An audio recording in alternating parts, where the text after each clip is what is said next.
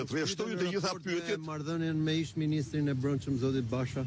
A jeni takur, po ka ardhur në zyrën time dhe ka kërkuar nga unë që unë të dalë, sepse ishin thyrë xhamat me plumë apo me gur tek dritarja ngjitur me të olinën time.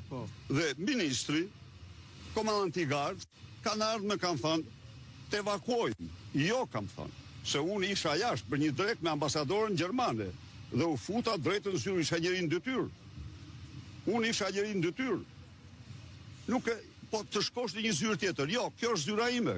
Zyra e kryeministrit, zyrë kryeministri nuk unë bëj zyra si mas qefit. Ajo është zyrë e tij, është institucion pushtetues kryeministri. Jo, kam thënë, nuk lëviz. Kjo ka qenë edhe kërkesa e tyre dhe unë kam qëndruar në zyrë gjerë në fund. Kjo.